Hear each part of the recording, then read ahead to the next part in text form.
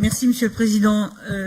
Moi, je voudrais intervenir pour dire que je suis très heureuse de voir dans ce rapport, que j'ai lu très attentivement, et qui est effectivement de grande qualité, de voir comment le parc a pu être un outil fédérateur sur la durée 2008-2019, et notamment comment il a pu anticiper la loi de 2000, voulue par une très grande majorité d'élus, sur le rassemblement intercommunal, et notamment par la création d'une communauté de communes au cœur de Chartreuse interdépartementale, ce qui est quand même très innovant.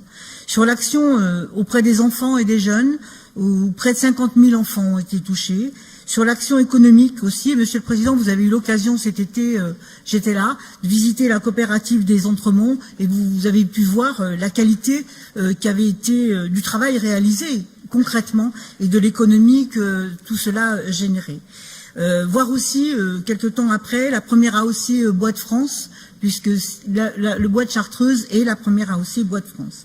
Donc la région Rhône-Alpes a beaucoup aidé le parc de Chartreuse en apportant non seulement une aide financière, mais aussi dans le cadre de cette politique de parc, mais aussi en permettant au parc de conduire avec des financements spécifiques, à l'époque SADER, des politiques concrètes, avec des résultats sur le commerce, sur les questions économiques. Le deuxième point, c'est le maintien de la biodiversité, réintroduction du bouquetin, site majeur, etc., site sensible. Un travail a été fait. Je voudrais noter qui est évoqué dans le rapport, c'est qu'il y a eu une réduction des zones urbanisables de 468 hectares, ce qui est très important et qui a dû être fait, j'allais dire presque mètre carré par mètre carré, en accord avec l'ensemble des élus. Le projet reprend ces enjeux majeurs, déjà identifiés, renforce ces politiques, et notamment la politique sur le paysage ou sur l'énergie. Il y a un travail remarquable, mais j'ai 3 regrets, et je voudrais vous en faire part ici. Premièrement, il manque une approche sociale. Or, je suis un peu triste qu'elle ne soit pas abordée, parce que maintenir sur ces territoires ruraux et de montagne toutes les catégories de population, permettre les transmissions économiques, faire comment on va avancer sur la transition écologique, sur la transition énergétique, en ne laissant pas des populations de côté, sur le bord du chemin. Il y a des innovations à apporter en la matière. Deuxième regret, c'est que vous ayez mis en sommeil le projet de Beldon, parce que c'est vrai, je vous le dis, aujourd'hui, je pense que pour la région, les Bauges, Beldon, Chartreuse et Vercors, c'était un magnifique boule